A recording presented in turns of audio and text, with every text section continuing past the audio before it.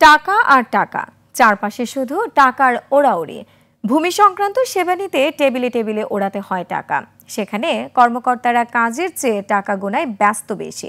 রাজধানীর আশপাশের ভূমি অফিসে টাকা লেনদেনের প্রবণতা আর পরিমাণও বেশি। ভূমি অফিসের ঘুষ লেনদেন বৃত্তান্ত অনুসন্ধান করেছেন আলী আহমেদ। ওয়ালটন এখন দেশের সীমানা পেরিয়ে পৌঁছে গিয়েছে 50টিরও বেশি দেশে। ওয়ালটন, ঘরে ঘরে বিশ্বজুড়ে। আজাহারুল হক, তিনি কেরানীগঞ্জ এসিল্যান্ড অফিসের অফিস সহায়ক। তবে অফিসটা মনে হয় তার নিজের, তাই টাকা নিচ্ছেন অধিকার মনে করেই।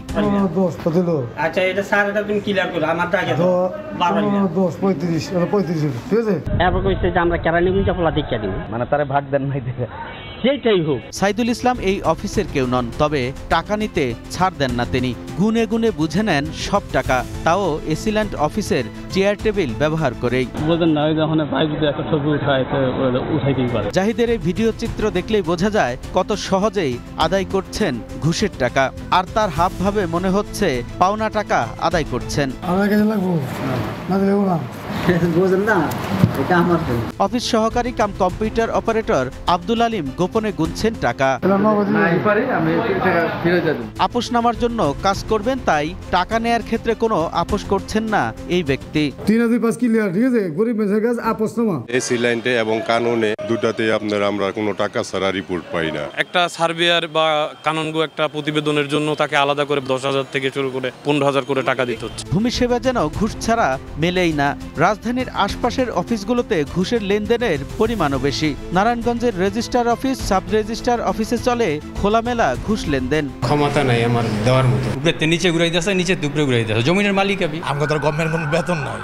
200 যা লাভ থাকবে নই। প্ল্যান করে আমার জোর করে টাকাটা দিতে চাইছে। অতিরিক্ত টাকা কিরকম টাকা নিচ্ছেন দেখান, ভিডিও ফুটেজ দেখান। আচ্ছা দেখি আমি।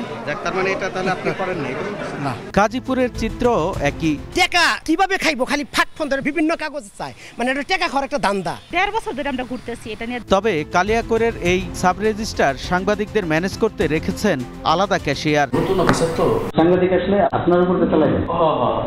হ্যাঁ। 21 টেলিভিশনের টিমকে বারবার টাকা দিতে ব্যর্থ হওয়ায় হতাশা প্রকাশ করেন তিনি। আমি তো বুঝলাম না ওনারা এতক্ষণ বসে থাকবে কেন। উনি জানেন দলিলের অবস্থা একদমই ভালো। একদমই ভালো। যে একটা ইনকাম করবো, যে একটা কিছু দিব আপনার এটা।